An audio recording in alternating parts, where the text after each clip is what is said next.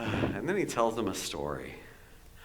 All right, I'm going to read this section, and then I'm going to show you what this is about.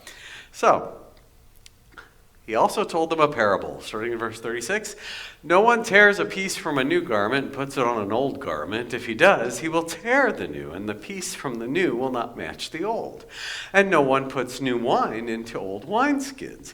If he does, the new wine will burst the skins, and it will be spilled, and the skins will be destroyed. But new wine must be put into fresh wineskins. And no one, after drinking old wine, desires new, for he says, the old is good. All right, and you're all like, wineskins? Let's see what we can learn.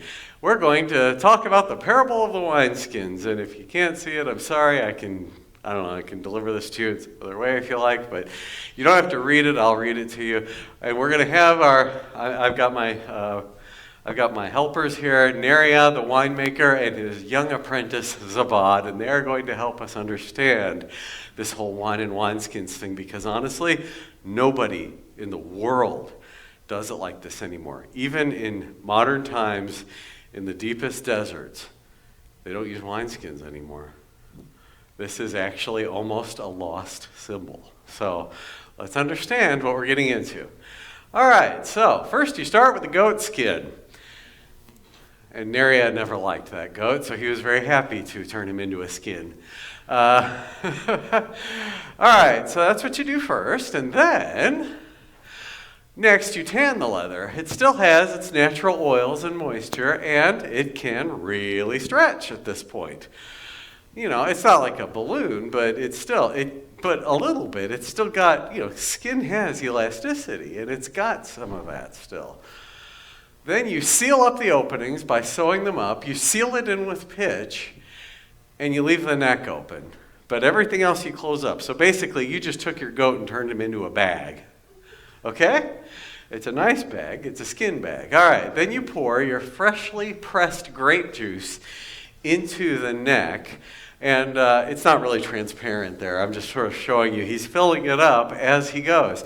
And it's freshly pressed grape juice, and you leave the skins on. All right, so we fill it up, and then we seal it completely. This thing is watertight now. And then you wait a long time. And the yeast that's on the grape skins is what ferments. That's where the yeast comes from to actually change this into what we think of as wine. And that fermentation is turning sugar from the grape into alcohol and carbon dioxide. A lot of carbon dioxide. The process produces a ton of gas. And that bag swells. It gets big. Let's continue as time goes on. The skin stretches up to 30% to make room for that CO2 that's in there, for the carbon dioxide. Basically, he now has a wine balloon made out of this goat. Okay? And the fermentation process is wrapping up at this point. It's getting done.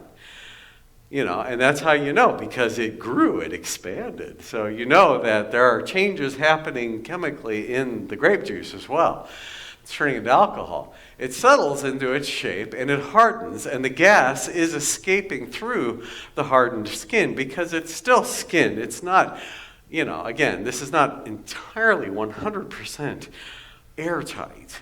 So the gas is slowly escaping, not all of it, but a lot of it, through the pores of the skin itself. And it settles down. And now, at this point, you know that the wine is stable at desert temperatures. You can keep this thing for months.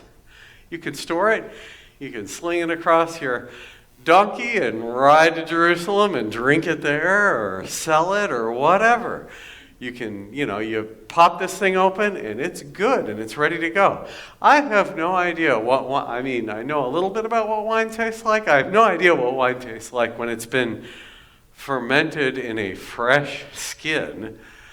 It had to be a little different than what we think of. We're all about sterility, right? Glasses and bottles and, even, the most hardcore ancient winemaking type people nowadays are using clay pots for this stuff because they just can't stomach the idea of doing this in a skin. But back then, this was normal. And it's the liquids from the skin itself that permeated this and produced this process as well. This was kind of a meaty wine, honestly. Weird, huh?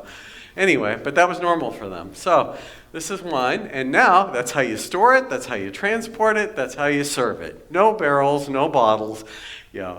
Pop the top off of that, gas balloon skin thing, pour it into the glasses and drink, or however you drink things, yeah. This is what they served at the wedding at Cana in John. Yeah, just whoop, whoop. Yeah, there you go. All right, so when you're done, and you've used it all up, you got the skin left. You could still use this skin to store a stable, older wine because it's not going to grow anymore, okay? But the bag doesn't have any elasticity anymore, okay? It already grew, shrank, it's done. You can't do that again. It's got no oils left in it. They all went into the wine. And it's got little micro cracks all over the place in there. So the fermentation process uses up the skin. All right, so now our winemaker has a young apprentice who does not want to learn to tan a goat skin because that's gross and yucky, and it takes a long time. So, since he doesn't want to learn how to do this or wait for it, he's going to take new grape juice and pour it into an old, crummy goat skin. And what's going to happen? Boom! As soon as the grape juice began to ferment, it tried to expand in the old wineskin. And Sebold was excited to save some money any time, and he poked the bag. Foolish Sebold. Foolish, wet Sebold. So now we cut back to Levi's party. Do you think Jesus is talking about us?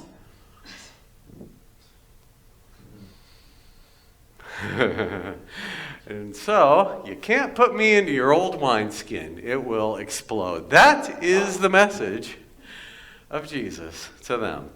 You can try, but I'm not going to work with your old wineskin. I'll blow it up.